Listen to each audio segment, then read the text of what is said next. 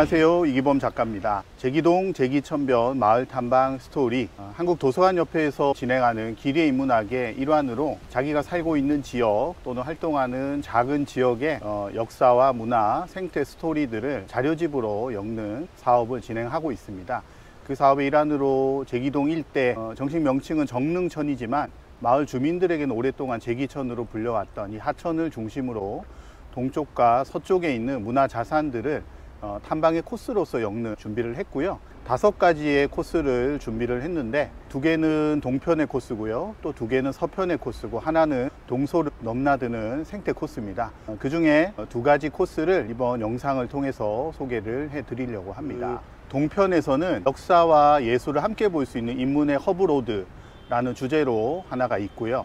또 하나는 경동시장, 양령시 시장, 청량리 시장을 중심으로 하는 시장 코스가 있는데 이번에는 그 역사와 인문 로드를 한번 볼 것이고요. 제기동 건축의 어떤 변화라고 할까요? 도시의 변화, 그리고 왕실의 묘역, 그리고 세종대왕 기념관까지 아우르는 코스를 보는 것을 이번 동편의 목표로 잡고 있습니다. 제기천 서편은 크게 2가지입니다. 하나는 고려대학교를 중심으로 하는 탐방 코스가 있고요. 또 하나는 제기동역으로부터 시작을 해서 제기동역 일대에 포진해 있는 선농단이나 보재원터나 제기동 성당 같은 자산들을 살피는 코스가 있는데요. 오늘 제가 함께 갈 코스는 제기동 안에서 주민들과 함께 다녀보기에 아주 편안한 성당, 보재원터, 선농단을 중심으로 한 코스를 함께 다니려고 준비를 했습니다. 동편 코스부터 한번 출발해 볼까요? 네, 그럼 출발하시죠.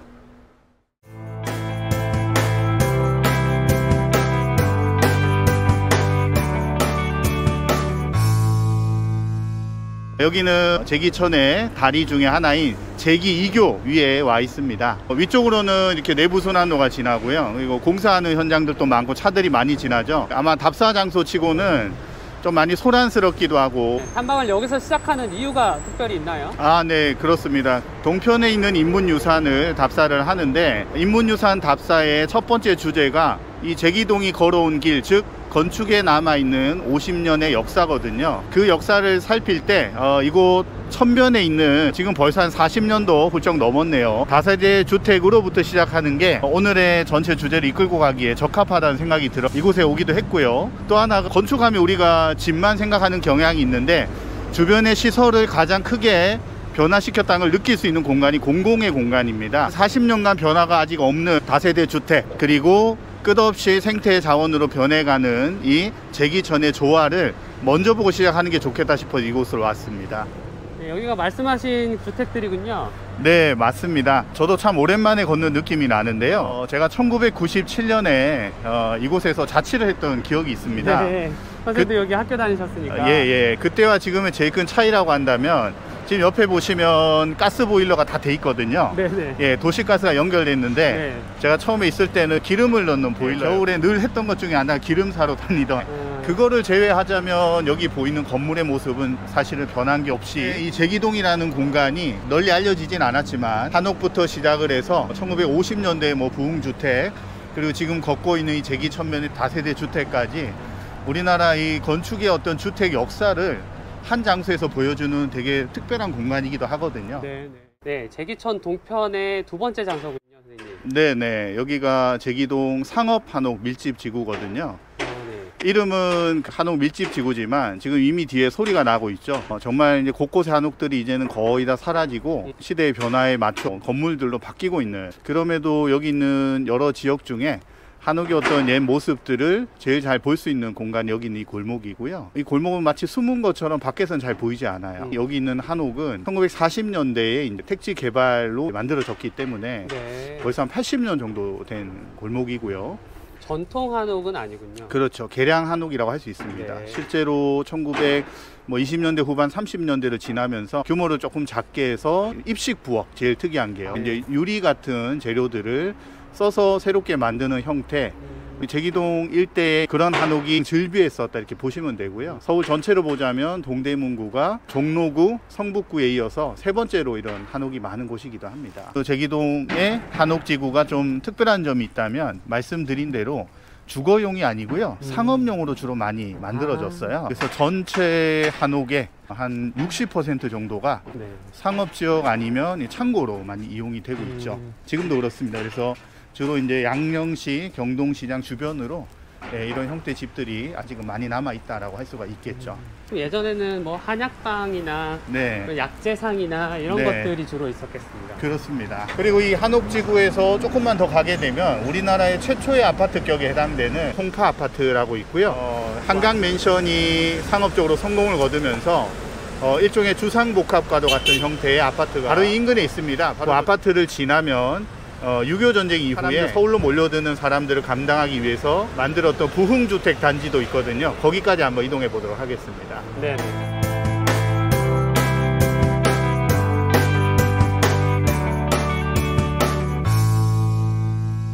일자로 쫙 뻗어 있죠.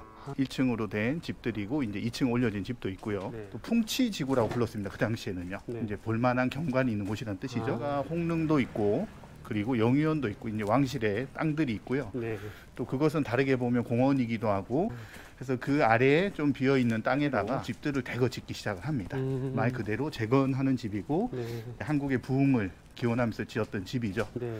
그때 사람들이 와서 살기 시작하면서 마을을 이루었고요. 그 마을이 지금 벌써 70년 가까이 지나서 현재까지도 오게 됩니다. 처음엔 다 1층짜리 집들이었고요. 네. 그 후에 이제 여기 사시는 분들이 증축을 해서 2층 형태로 많이 했는데요. 그 2층의 지붕들을 보시면 정말 다 같은 형태로 이렇게 지어져 그러네요. 있음을 하나씩 다 똑같네요. 네, 오른쪽 왼쪽이 다 그런 네. 형태라는 걸 또 보실 수가 있습니다. 이 지역은 사실은 이제 뭐 영화 촬영이나 드라마 촬영으로도 많이 쓰이는 곳이기도 해요. 네. 오래된 서울의 모습들을 잘 간직하고 있기 때문이기도 하고요. 근데 세월의 변화에 따라서 또 주거 환경 개선에 대한 논의들이 있고요. 그래서 이제 지금 2020년에 재개발과 관련된 사업이 들어가긴 했습니다. 그렇긴 해도 현재 서울 미래유산으로 지정이 되어서 앞으로 보존과 발전 어떻게 좋아할 것인가에 대한 고민이 있는 곳이다. 이곳이 이제 풍치지구라고 했잖아요. 바로 인근에 왕실의 묘역이 있거든요. 네. 바로 뒤쪽에 대한제국의 묘역인 영희원 숭인원이 있습니다. 저기로 한번 이동해 보시죠. 네.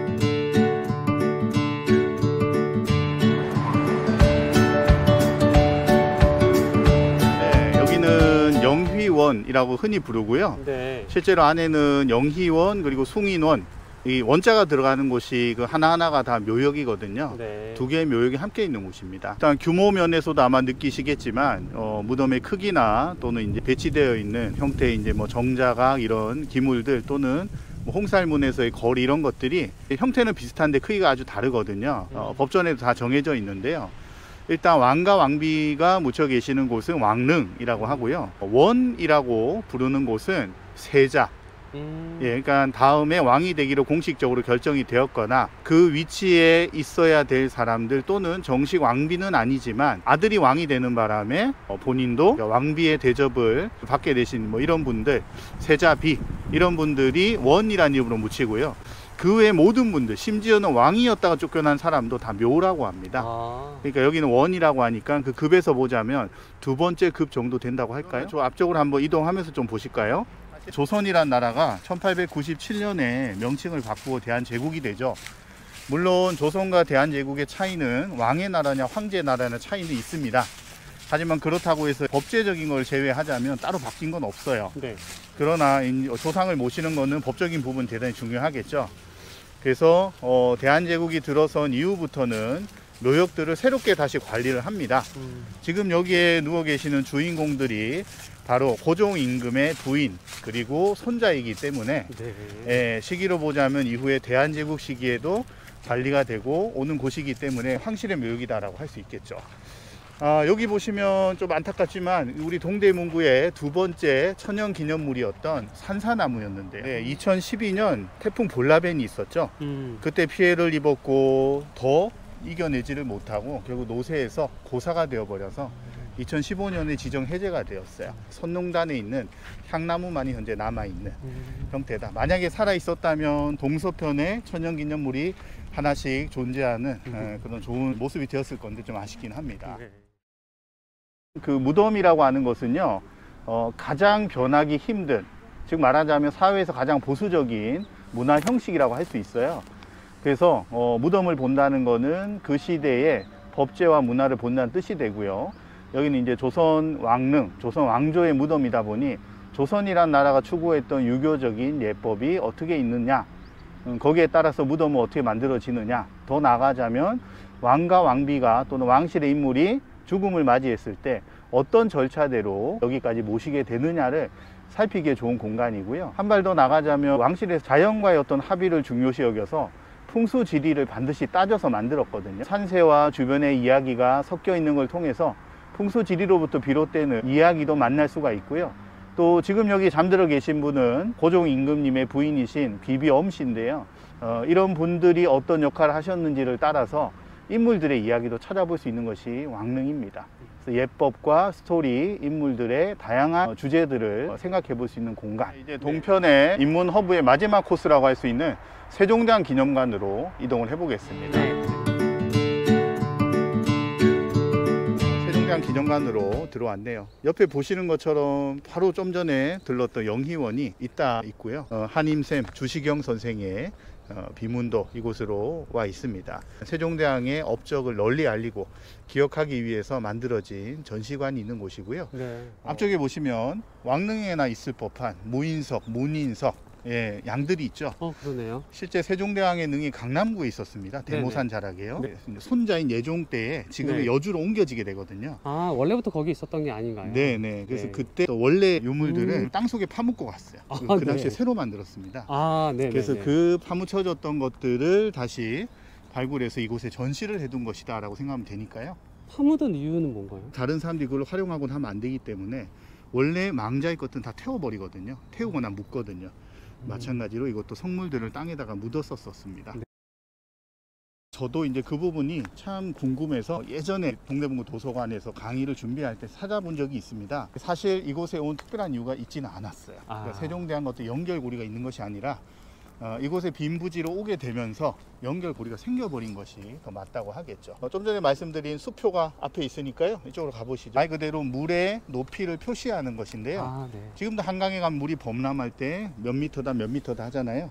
이건 이제 청계천의 수위 높이를 나타내주는 수표입니다. 다른 곳에 가지 않고 이곳에 온 이유는 세종대왕 기념관이 하는 역할하고도 관련이 깊기 때문에 이곳에 오게 된 거죠.